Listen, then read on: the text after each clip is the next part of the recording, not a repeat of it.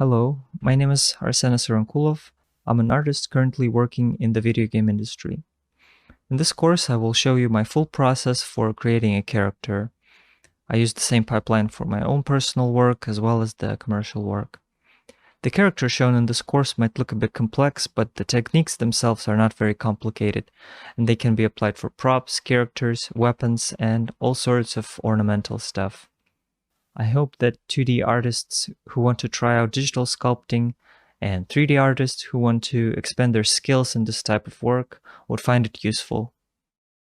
So this course is about organic sculpting. It covers my process of creating a character concept sculpt. This course is split into 4 parts. So in first lesson, I'll show you my journey in art, how I transitioned from 2D to 3D, my favorite artworks and the way they influenced me, show the breakdown of my own artwork, and lastly, we will make our own brief, pick references, and start sketching. Lesson 2 is very densely packed. Basically, it covers the whole ZBrush part of this course, so we'll block out our sculpt based on our previous sketches, detail it, and prepare it for texturing. Lesson 3 will cover the basics of Substance Painter, prepare our scene, and do the painting of that model. And then we'll export our maps. In Lesson 4, we take all the maps that we exported from Substance Painter, bring them into Blender, and use Blender cycles for rendering. After we do that, we will do all of our post-processing in Photoshop and get the finished renders in the end. So first, I would like to introduce myself. My name is Arsena Sarankulov. I'm from Kyrgyzstan. It's a small country in Central Asia. So I was born there and lived there till the age 17. And then from 17 till 24, I lived in China. I'm telling that because I wanted to give you a sort of a linear-ish progression of the art that I'm making. So this character on the left was made in 2014, and this was the first year that I decided to take art seriously. When I arrived to China, I studied Chinese for a year, and then for 2 years I was studying architecture, and that really wasn't my thing, but I discovered manga called Blame or Blam, and the Tsutomu Nihei, the author of that manga, was an architect in the past, or I think he studied to be an architect, and I thought that I could do the same, and maybe in future, in spare time, I could do my art. But I was able to study for 2 years, and then after 2 years I couldn't take it anymore, so I switched my major to fine art, and I chose it. There was a choice between animation and fine art, and then I decided to choose fine art because they had a lot of classes in doing fundamentals like still life, figure drawing, and so this is what I was doing. And then this artwork there was basically during the first year of my university. At that time I wanted to be a 2D artist, and basically all of my training was in 2D, and I'm telling that because I know that some people who want to do ZBrush are 2D artists, and all of the skills that I gained in 2D are transferable to 3D. And probably the knowledge of 2D was one of the most beneficial things that helped me to progress in 3D. So this fighter pilot guy was from 2015, maybe late 2015 or beginning of 2016. The rabbit was from summer 2016, and then this knight was late 2016, I think. And during the time when I was making the fighter pilot, I was doing a lot of sci-fi work, so I was doing like mechs and guys in robot suits. Very, not this one, but the other ones were sort of Metal Gear inspired. Then I kind of shifted the focus to fantasy, and then the piece in the middle is inspired by Zhong Fenghua. He mentored me for a little bit, so that was very beneficial. And then the piece on the right was inspired by Ranjia, quite a bit, so it was very inspired by him. If you look at his artwork, he has like series of knights. I think he did those for Legend of Cryptids, and I drew took inspirations from him, definitely. So this is kind of where the abstract pattern thing is started for me. And then after that, I have discovered the artworks of Japanese artists from the 90s. I think a lot of them did designs for Power Rangers and all of that stuff. And I took sort of a different route. So the piece on the left, this is called Morgana. She was made the same time as that rabbit, and then I decided to take my art into this direction. So after looking at the pieces from Ruanjia, I thought that I could do the same, but not on the knight's armor, but sort of integrate that abstract pattern into the anatomy directly. And this is where the artists like Takayuki Takeya, Yasushi Nirasawa, some artworks from Katsuya Terada. So I took the inspirations from there as well. And this is kind of where I took the turn, and then I wanted to do 3D after that. Especially when I was rendering this blue Power Ranger, I zoomed in. I was zoomed in so close, and my brush strokes were basically I was scratching the direction of the plane, so I was basically doing 3D just from one angle. So I thought maybe it would be better if I just moved to 3D. When I tried to switch to 3D, I think it was 3 or 4 years ago, and I was discouraged from using ZBrush quite a lot because of the interface. It basically doesn't follow the logic of traditional 3D software. And I failed to learn the alternatives. I tried many times. I had to force myself, but still couldn't do that. But then I found that many artists that I like used ZBrush as well, and then they had wonderful tutorials. With ZBrush, so many artists use it, and I think for me, being able to see the end result of their work and the possibility of applying the knowledge to my own work motivated me to follow and research along the way and finish the videos. So this is the first model that I made in ZBrush. I spent 2 or 3 months on it and got the basic idea of using ZBrush. At first I tried to sculpt everything by myself, but I think I failed with the anatomy and it looked quite terrible. So I used DAZ for face and hands, and then I tweaked the proportion of the body. I think looking at the face and hands, I think it shows quite a lot that I used DAZ here.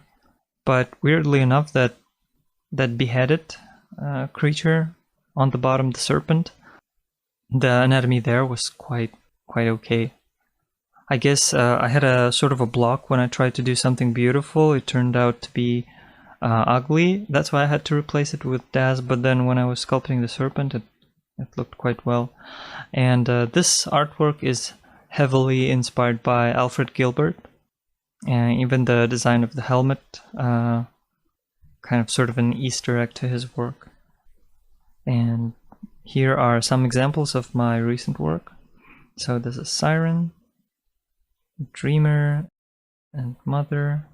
So I'm gonna cover and walk you through the 3D scene of these models in the later chapter. But for now, that's the introduction. So thank you. So what is an organic sculpture? If we search for the images of organic sculpture, we will find a lot of images of modern abstract sculpture, which I think definitely describes what it is. It's a type of sculpture that mimics shapes found in nature. But it's not really a modern phenomenon. Artists were inspired by nature since the dawn of time. So we're going to look at some of the examples of their efforts and see what we could learn. So this is Jomon pottery from Japan. These vessels should be from Middle Jomon period, and I really love the shapes that resemble the elements of nature like fire. and maybe wind and water. I haven't really seen the design that looks like this in any other culture, and that's why I really love it. The Zhou Dynasty bronze. So these wine vessels were used in rituals for honoring ancestors, and I saw similar vessels at the Chinese National Museum. At the time, I was quite surprised that they did not look like the usual Chinese art that I was exposed to before, so discovering them was quite an interesting experience. Art Nouveau, it's an ornamental style of art and was popular right before the First World War.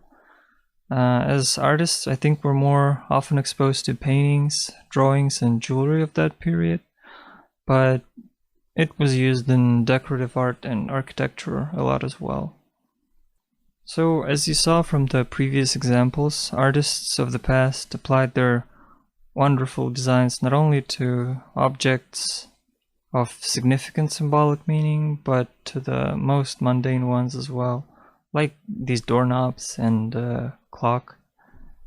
For us, it means that we can apply this knowledge for designing not only character but interesting props as well. So yeah, I think in summary it's really important to look at these relics of the past, because time killed a lot of them. It works as a really merciless filter, unfortunately, but sometimes the good stuff gets preserved well enough for us to enjoy. Now I'll show some examples of the art that inspire me.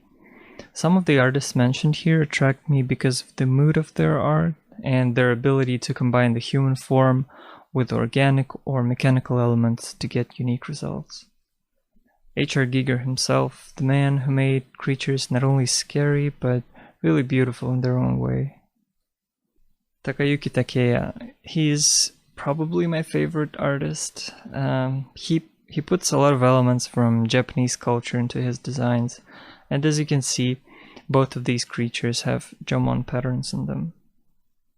Sir Alfred Gilbert, he was a part of the new sculpture movement during the Victorian era in the UK.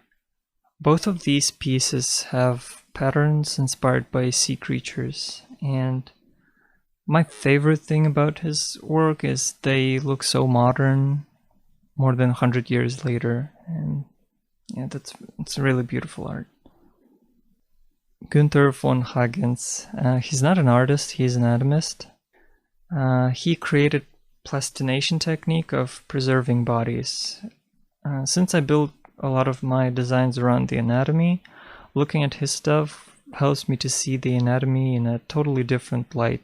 For example, this image, I would have never imagined that I could arrange muscles in this way, and it's really interesting to see. I'm also inspired by religious art. The imagery is so powerful and unforgettable, it's hard not to like it. Recently I got interested in Mesoamerican art. I don't know the symbolic meaning of many things shown, but I think being attracted to the imagery of a certain culture can be a great motivator for learning more about it. So, how do you pick a project? Analyze your favorite things and make a project that reflects what you really love. I hope doing it will help you to push the quality of your work, because you'll have more motivation to make it better.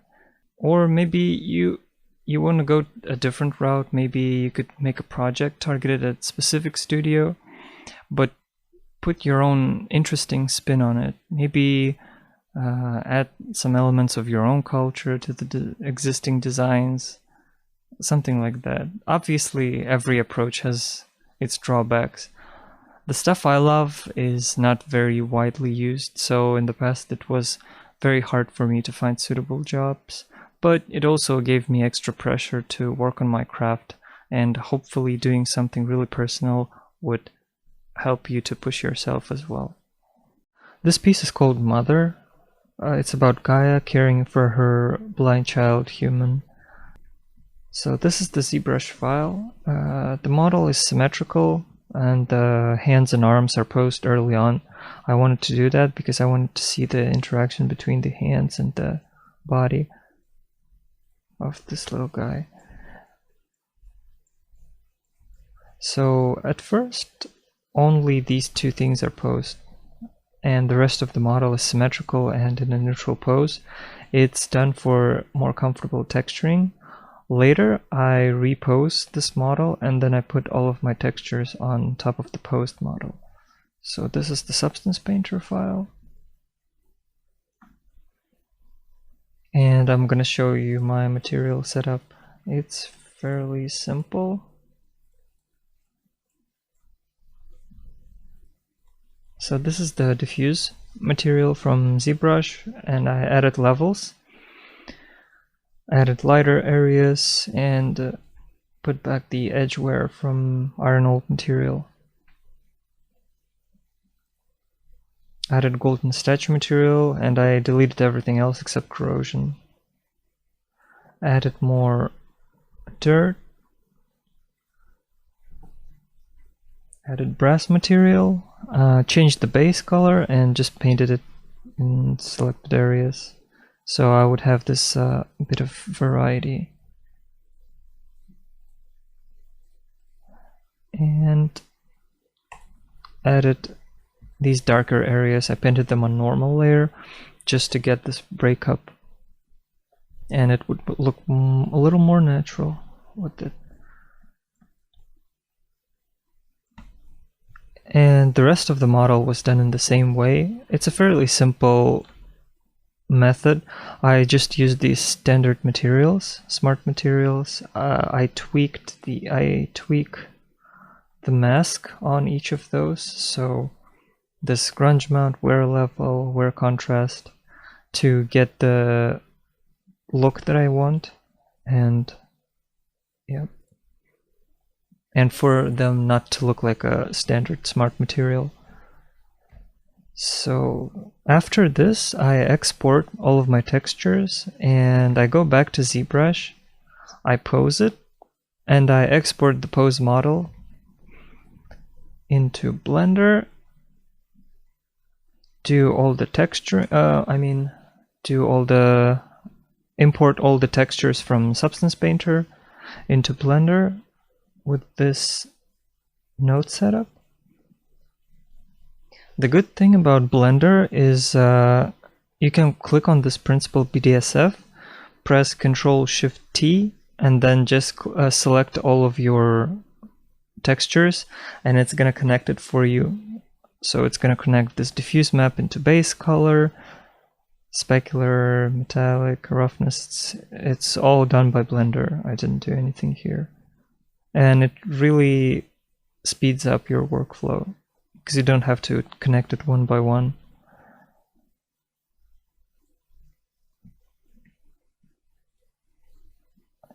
So that's the lighting setup is fairly simple. I pretty much used the same lighting setup. It's just a light shining from the top.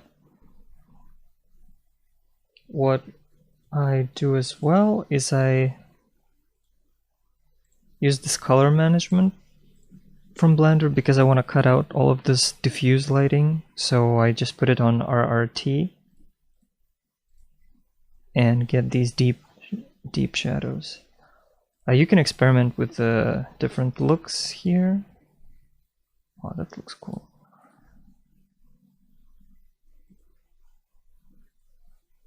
Or you can do all the post-processing afterwards in Photoshop. For me, it's important to be inspired by the renders, and I don't know, this looks a little flat. I don't like all this diffuse info. So this is better for me.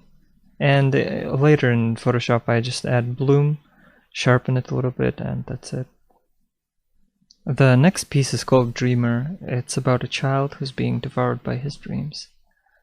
This is what ZBrush file looks like. Again, sculpted in symmetry. The cloak is sculpted in ZBrush. The embroidery is inspired by Art Nouveau, so all the flowy shapes. And the legs, I realized that at the final render, the legs are not visible at all.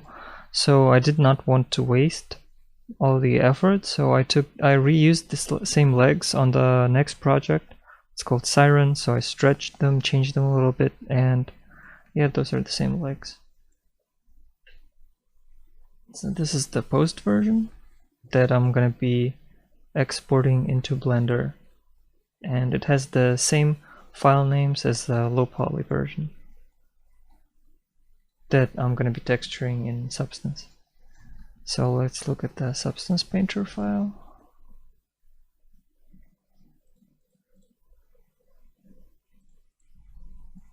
That is the Substance Painter file.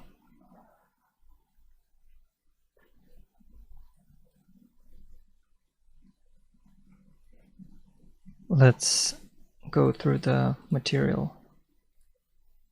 Again, this is the bronze armor. I took the standard material and I changed the base color, so this base metal. Probably tweaked some dirt levels, all that stuff. I added some more dirt. So here, painted this brass material. Added the dirt with the mask. So if you go into smart masks, you can add this. Oh yeah, it's a dirt mask. Ooh, it's laggy. So yeah, this dirt. So I used this. I added a little bit more. These colors in the cavities, so it's probably cavity rust. And I changed this base color and tweaked the mask. And lastly, this one is, I took the pores, I think, from the skin material, and I just added them onto metal, so to make them a little rougher, and it looks more natural this way. For these stripes, I used particles. So if you go to shelf particles, there is different kinds of particles. So I used this organic splash, probably. Yeah, organic spread.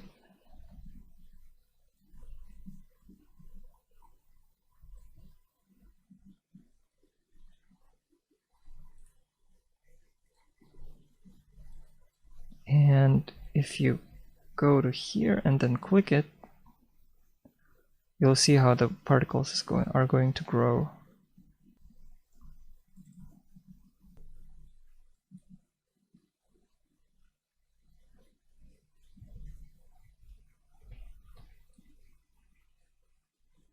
Like this. So I put them on the bottom and then I cleaned them up by painting them by hand. And that's the whole being devoured motif, because it started from the hands. So the hands are consumed in gold, and then probably the body inside, and then it goes to his head.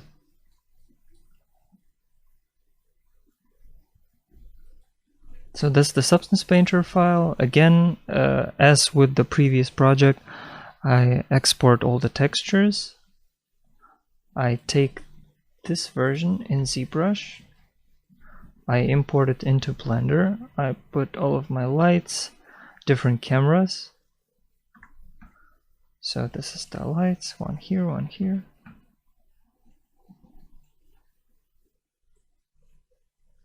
And let's see what it looks like here. So that is the version.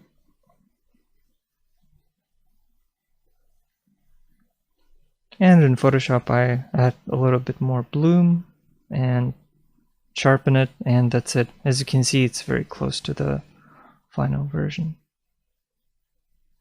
This last artwork is called Siren. It's a Russian version of a siren, and I want to have my own take on this mythological creature. So let's have a look at the ZBrush file first. This is the unposed version of it, and as you can see, it looks quite weird and flat. It's quite uninspiring. So early on in the process, I merged everything and made a pose for it to have an attitude. And looking at this kind of motivated me to continue doing it, because now it has more attitude. Like, even without all the details, it still has this like predatorial look. This is the posed version that's going to be exported into Blender.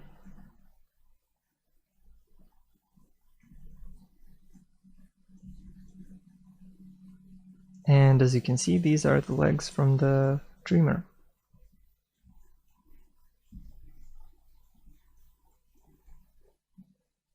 The Substance Painter file has all the poly painting imported into it from ZBrush, and the masks itself are quite simple. It's basically a diffuse map with a little bit of grunge and some metal texture on it. I wasn't very satisfied with this result, so I ended up just having a blue light and to have a unified look of this picture. So again, I exported all of that, took this posed version, and imported it into Blender. So in Blender, what I did, I used this light setup. It looks quite complicated. I used this plugin. It's called Pro Lighting Studio, and it allows you to switch different light setups. And I really love it because you can just quickly change different lights and see the model in a different way. So these lights are connected to this bounding box, so I rotated it. And let's unpause it and see what it gives me. So this is the look. For this one, I have not used the color correction because all the lights were quite bright anyways. So what tends to happen when I'm looking at these Blender renders, they have a little bit of noise in them even when they're fully rendered, because preview render has something like 32 samples, and when we have the final image, it looks quite boring. It's too clean. And I wanted to show my Photoshop setup on this one, because as you can see, all of these values are similar, so I cannot read all of that. So her headpiece is similar in value as the hand on the back.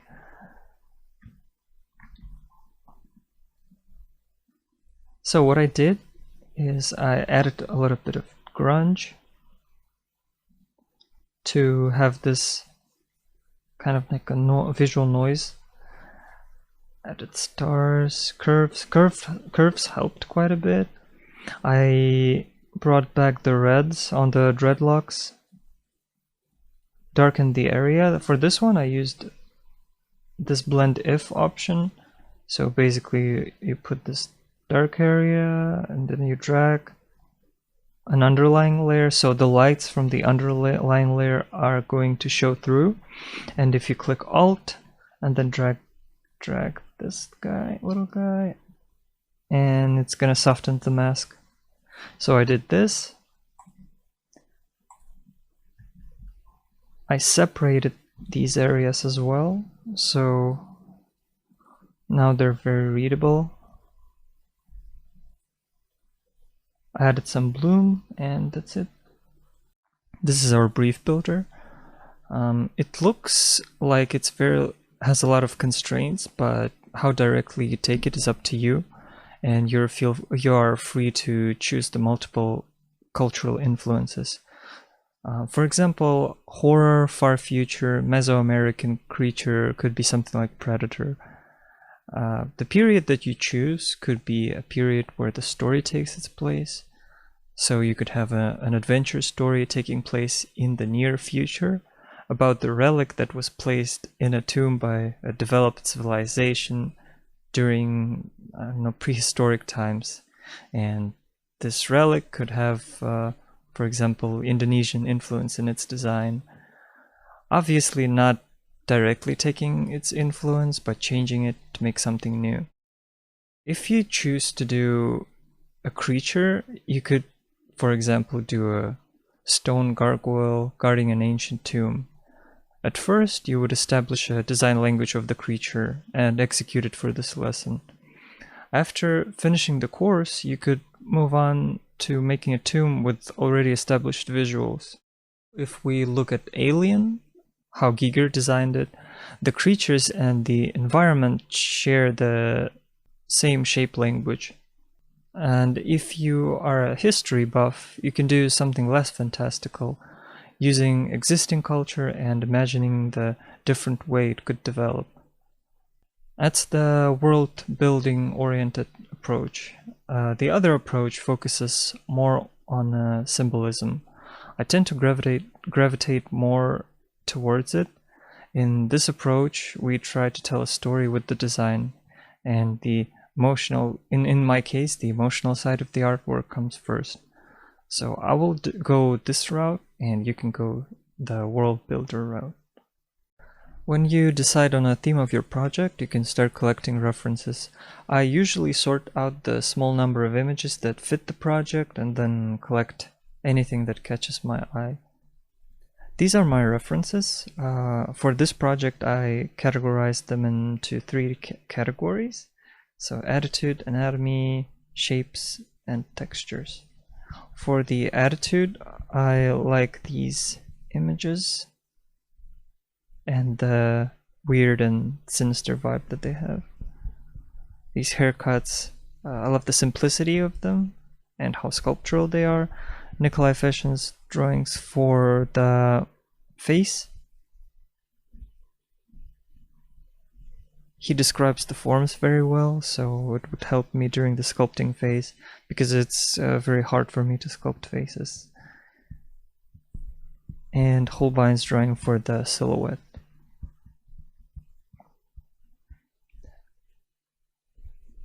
Here I have some images of anatomy, artistic one, and also medical anatomy.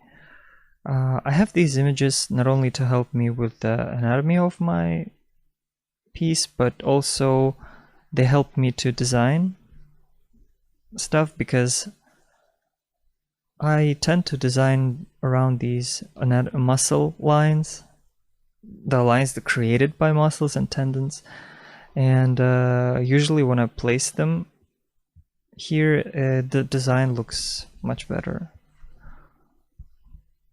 This one is for the secondary shapes. I love how the bone looks inside the cranium here.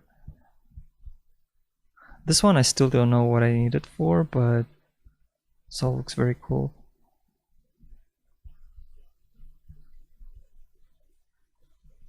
Obviously cultural references. They here just to inspire me, and as you can see, it's not one culture. Here I have multiple ones, so Mesoamerican, South Asian, a lot of Buddhist stuff. This from a movie, which is not accurate historically, but it's okay. And these images are for texturing, so I love the contrast between the shiny parts and matte parts on this one, and here it's a very complex pattern. Still don't know how I'm going to use it, but I wanted to place it here. During the sculpting phase, I will try to put the reference board on my main monitor, when I'm sculpting something specific, so that you could see how I use these references. For example, I'm gonna be looking at this image, and I might place these onto the chest, and this is gonna be the chest muscles. These lines are going to go to the navel. This piece would be, I don't know, in front of the neck. And I'm not gonna directly copy it, but I'll try to mix, for example, this and something from here or here, and hopefully get something interesting.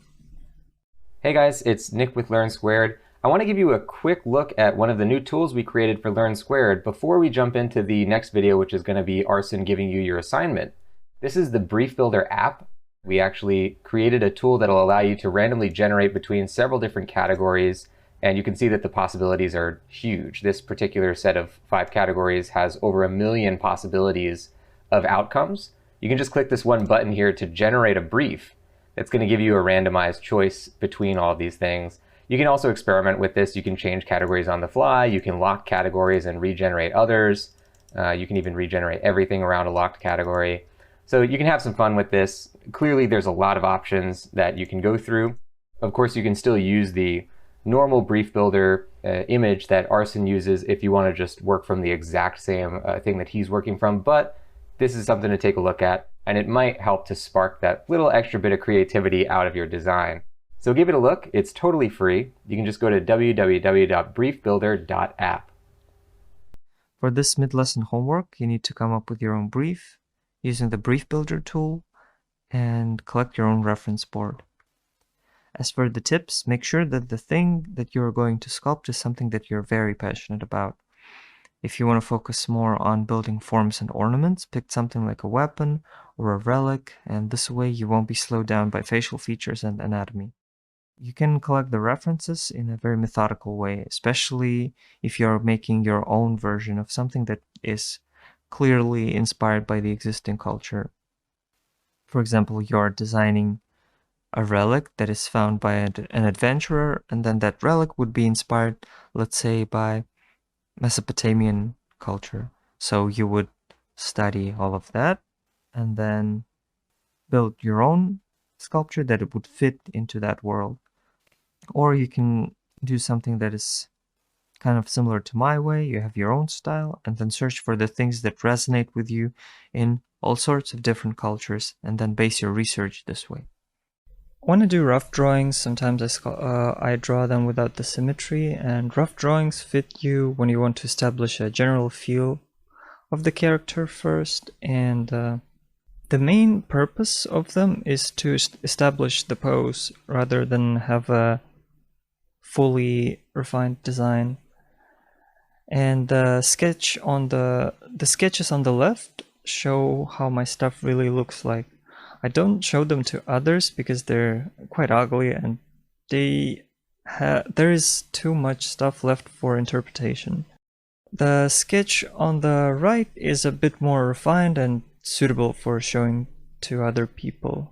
And as you can see, the sketch, this one, became Siren that I showed you before, and this fourth one became the sculpt called Twins. It's quite different from the end result, but the idea is still there. These are symmetrical drawings. All of them are made in a couple minutes. I took the sketch on the top right and did a simple drawing on top. Like every person sees something different in these blobs, and this kind of reminds me of Rorschach test. The brain goes through many associations and it's easier to find the design this way. And by the way, these drawings that I made are very flowy, but you can draw any kind of shapes you like. And if you look at the previous slides, many ornaments were done symmetrically. Nothing in nature is perfectly symmetrical, so it would be a good practice to break it in order to have a more naturalistic look. And I often use both approaches. For example, I do gestures and then elaborate the design in symmetry, or I find the symmetrical design and then I try to pose it. Okay, now it's time to draw, and in this demo I will use two approaches. I wanted to show the process of self-realization in this character and what kind of pose I would use to show it. So the gaze to the viewer was important, so the character should look into the eyes of the viewer. And yeah, let's see what I will draw. So I start with a kind of a Loomis method of drawing where I establish the skeletal base. And for the face I use, it's not entirely linear, I kind of imagine it as a pencil. So I draw a line, sometimes I blur it to give to have this like soft and sharp edges.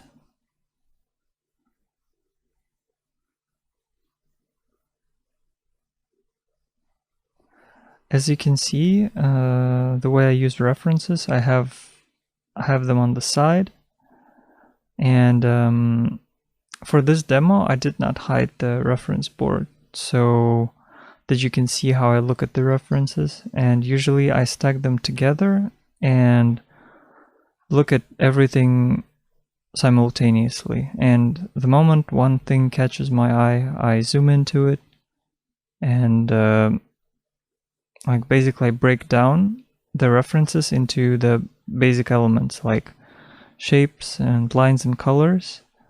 And this way, for example, I can use the piece of skull or something else to design, for example, an arm.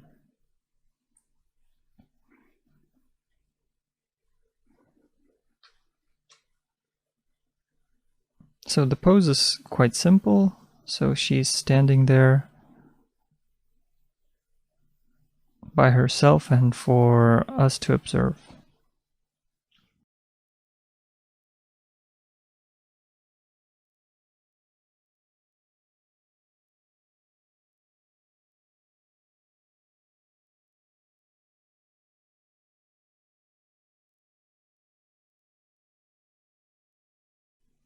So this non-symmetrical method gives you the more natural look instead of like quite artificial when you do everything in symmetry, so that's why I prefer it. These rough ones are, the hard part about them is that you have to transfer this, the energy of this gestural sketches into the finished 3D model. And it's quite difficult to achieve it. So here I'm making the pose from the side view, and then I'm gonna try to do it from the front. Actually, I did a very rough sketch of the second pose in my sketchbook, but I did not quite get the gesture I wanted in this digital piece. But I still went with the pose and made it slightly more playful on the sculpt. You will see it later. Like her other hand is kind of aiming backwards.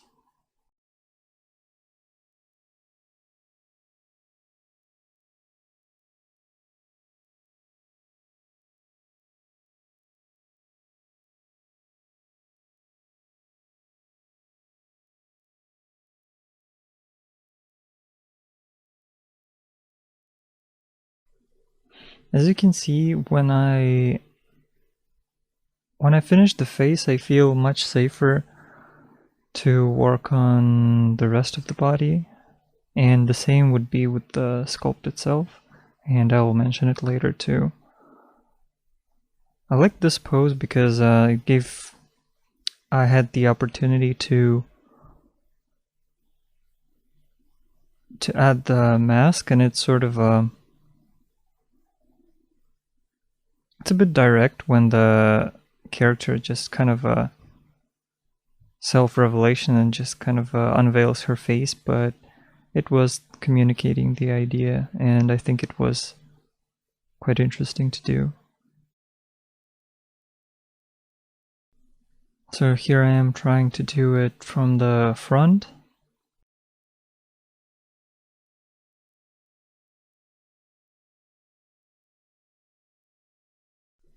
I think it's when doing these sketches, it's quite easy to have these like beautiful silhouettes, but then when we move to 3D, I don't start with the pose immediately. I do it in the like a neutral pose. So sometimes the design does not allow me to pose them like that because they're all like, it's gonna clip, the geometry is gonna clip onto itself. So yeah, I have to pay attention. For example, this her shoulder area is it's quite flexible. She doesn't have any shoulder pads, but on the final piece she's gonna have like a giant shoulder pad and a giant wing. So yeah, you have to be quite open to changes.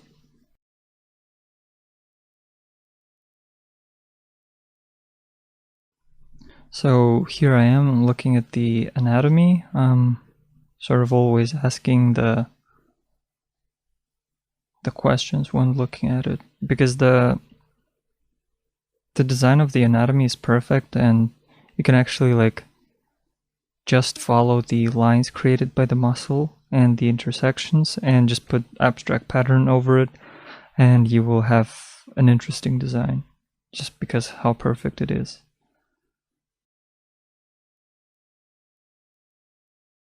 Okay, the third pose, I was struggling with it quite a bit. I was experiencing the disadvantages of this method.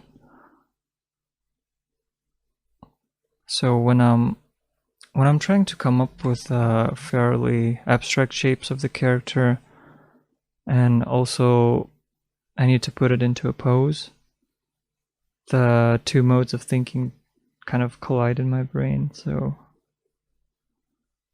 should I think about the pose? Should I think about the design? If the character is wearing clothes, it's quite easy, or some familiar elements, but when it's kind of chaotic like this, it's hard.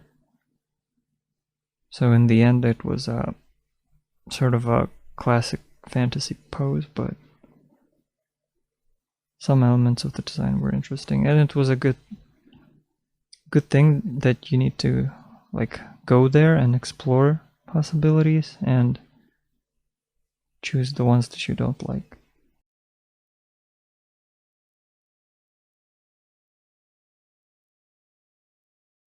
So I added little wand in his or her hand. It kind of felt like a part of something, and I usually aim for a sort of a totemic look. So it's like you can put this thing, and then it can work on itself without supporting elements. So this last one was it's quite interesting. I wanted her to look at the glowing reflection of herself, but I think it would be more interesting if it was like a physical statue, but on the renders it would be like separate renders for the head, for the top, and then separate renders for the bottom. Kind of, I don't know, something did not feel right.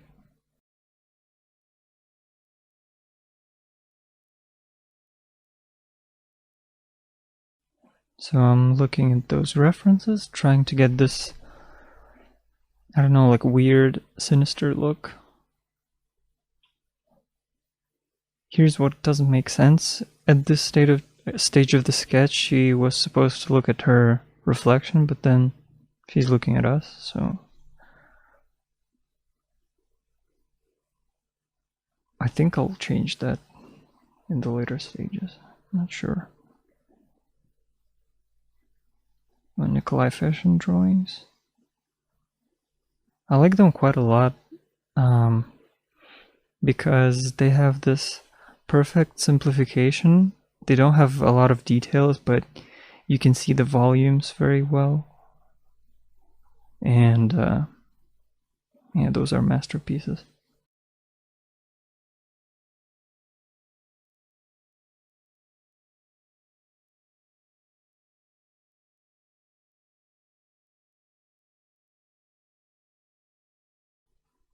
Again, using the anatomy for the references. For example, this femur bone, I think it's called femur.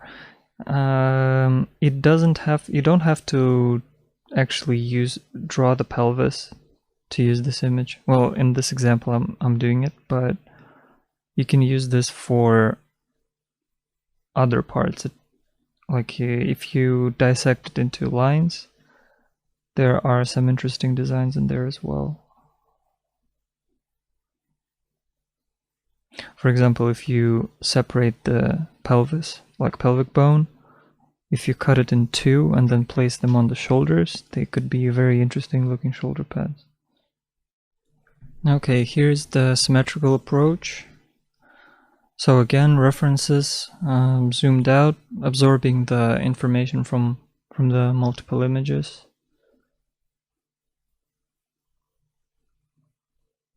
Okay, something caught me.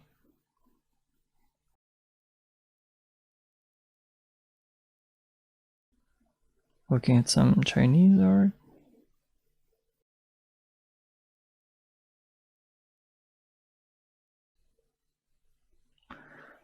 In my opinion, with the symmetrical sketches, it's a good practice to, if you're doing this for the first time, it would be good practice to indicate the volumes too, because it's very easy to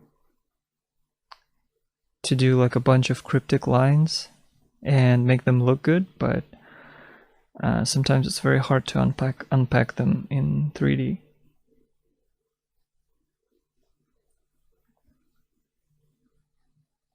So here I'm looking at the ant and the whole like insect joints. I put them on the elbows, and also the texture on the skin is very beautiful, so I'm using that too.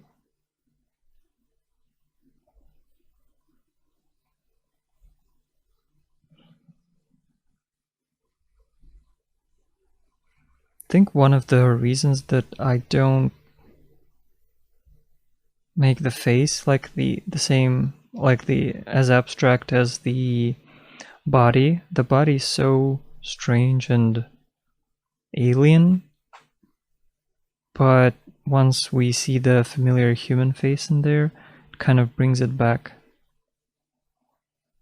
So weirdly enough, you can push the body even more.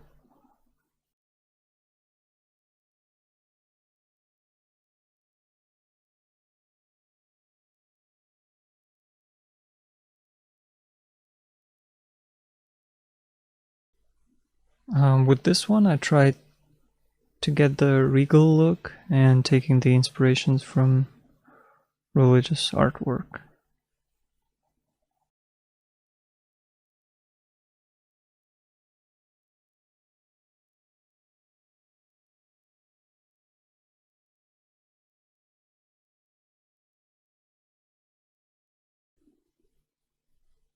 When I'm looking at the references like that, I sort of, I look at the reference and then I like memorize the line, a certain line in the image, and then I let this line repeat in my drawing, and then I repeat it a couple of times. For example, this Chinese artwork on the top, you can see it's more like square, like especially the pieces on the sides. And then if you look at the bottom on those like seashells, those are, they have more of a curved lines.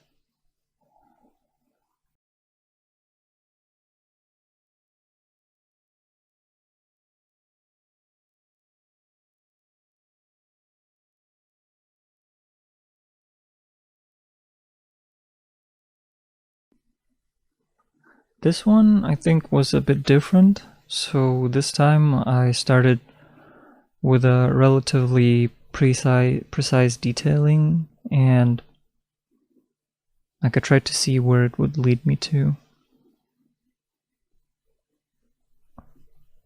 So again, kind of a Loomisy skeleton, and then I just kind of went there. You can actually repeat the same process using traditional mediums. Just grab a mirror and then place it on the paper, like perpendicularly to the plane of the paper, and then just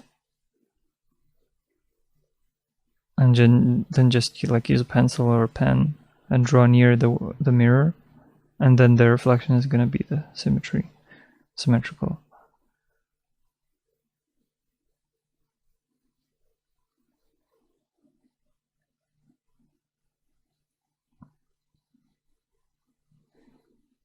As I said before, it's kind of like a Rorschach test. So any random line would create a design. Scott Robertson on YouTube had videos on that subject. He used, I think it's a photo booth app on the iPad, and then you just grab random elements from nature and then you just put it into this like symmetrical effect on the camera, and then you have like real-time designs there.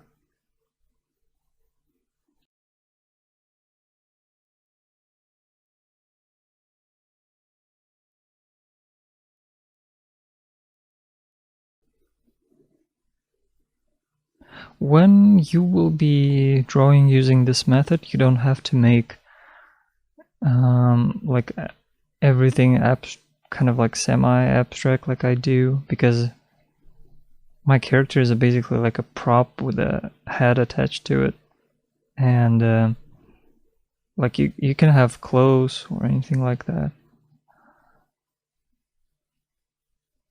And my designs are inspired by the artist that I mentioned earlier, and it's also, if you look like at orchids and bones, orchids, or like certain beaks in the birds, they have these crazy designs. And insects, obviously. Love insects.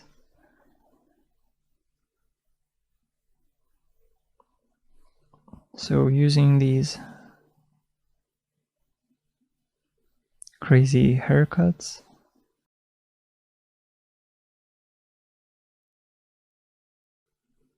By the way, you don't have to just do like a basic body like I do.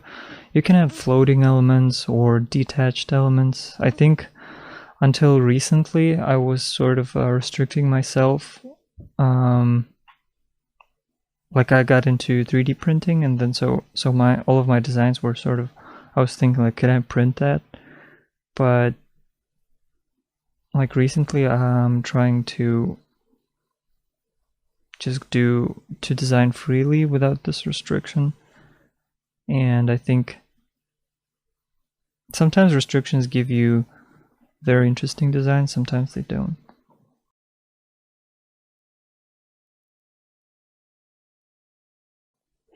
By the way, this stage is not final yet. We are gonna have detailed sketch. So this one is sort of for inspiration, because here your brain is gonna add a lot of fill a lot of information too. Because now it sort of looks understandable, but we don't know the depth of these elements, like what sticks out more. It's kind of flat.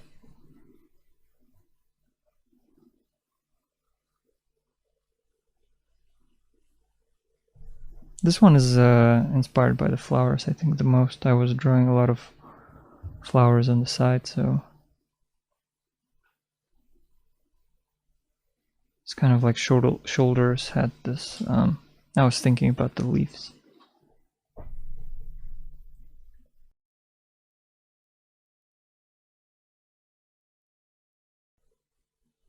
I think looking back at the footage, I think this one was probably more successful than the others. But I think that's always gonna happen. Like any project that I do, or even the client work, you always like look at the initial sketches and think like, oh, I wish they picked that one. Or you look at your personal work like, oh, I wish I did this one. Maybe you, like looking at this course, would think, oh, yeah, that would be definitely better, more interesting. But hey, it's always gonna happen.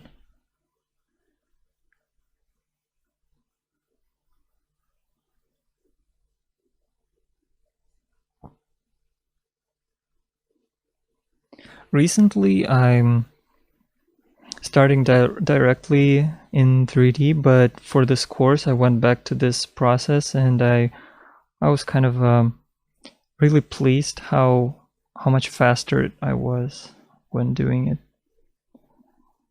So that's definitely a good method.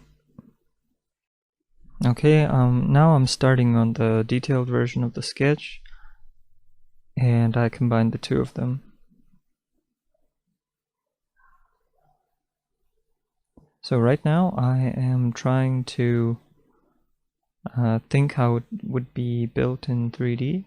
So I'm sort of thinking about what kind of how much subtools I'm going to use. For example, this one element is going to be separate from another.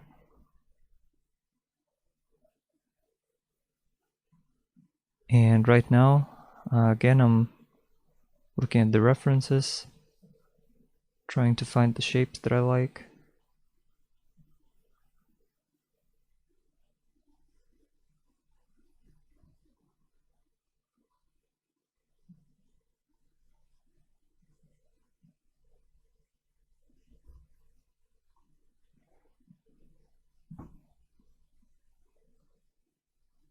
So that's some insect part. If you want to see more of these kinds of organic designs, check out the work of Takayuki Takeya that I mentioned before. Yasushi Nirasawa is very good too. A lot of work from Katsuya Terada. He did a lot of interesting stuff. Well, all of his stuff is interesting. Okay, here I am looking at some Chinese elements. And I'm adding those to her shoulders, sort of indicating not the natural formation of the carapace. Maybe, I don't know, she could choose the way her body would take its shape. So that was kind of interesting to me.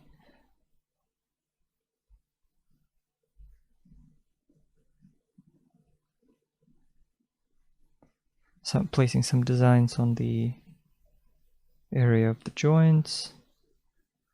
Again, looking at the pelvis.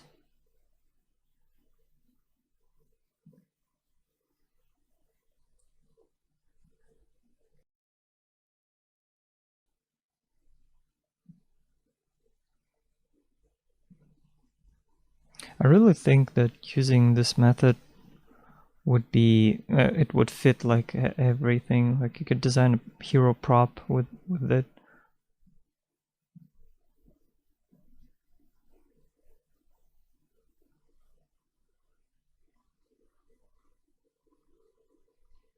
If you did some like weird fantasy version of King Arthur, you could make Excalibur with this weird organic shape, and you could design it in this way. Or this could be, you could do ships like this, or any type of stuff.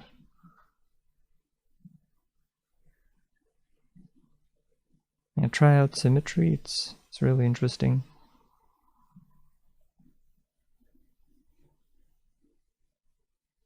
I think with this kind of, when the creature is like this, it sort of like has a very alien form. It's okay to have this, to have it symmetrical. You just kind of, when you finish sculpting, you can break the symmetry by making them not align like 100%. But if you're making a character with a lot of familiar elements, for example, you have folds on its fabric or something like this, so the folds would not form symmetrically. So this would look quite unnatural. With these kinds of alien designs, it's okay, I think.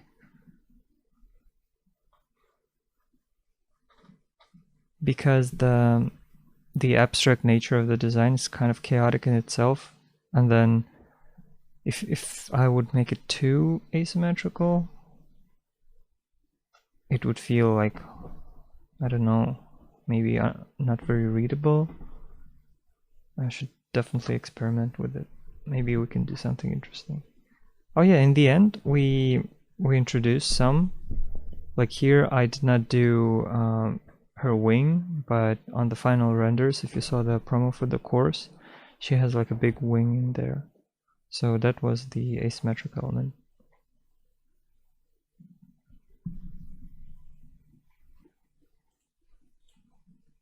So now I'm adding a little bit of shading so I could see like what's deeper and what's closer to the surface. Helps a lot.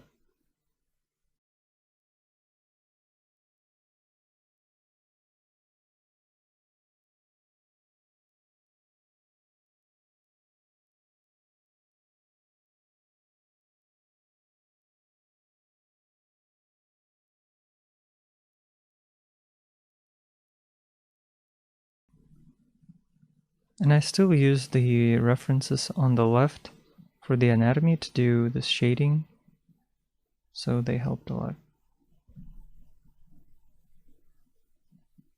So this is the finished version, and by no means it's final, but now we have a blueprint for the model, and I did not play with the colors too much because my work usually has one dominant color and a little bit of color variation. And in my personal work, I like to do colors right at the end. In my case, it gives me a little bit of motivation to finish the sculpts because I'll get to paint them in the end. But we're all different, and for client work, definitely give a clear direction of where you're going. And even in personal work, the texturing phase might be stressful to you, so it would be wise to have a clear vision from the start. For this week's assignment, you need to do 5 to 10 sketches of your concept, and for extra credit, you can pick the sketches you like the most and refine them. This will help you if you want to show your 2D drawings to your clients. While making the sketches, think about how to translate the shapes into 3D. Don't be attached to them, because later you might find out that the shapes might need some tweaking when we will get to ZBrush. And remember that you can make the homework part of your personal project, and also do not hesitate to do some studies from your reference. Pick them apart, analyze them, and it will help you with your drawings quite a lot.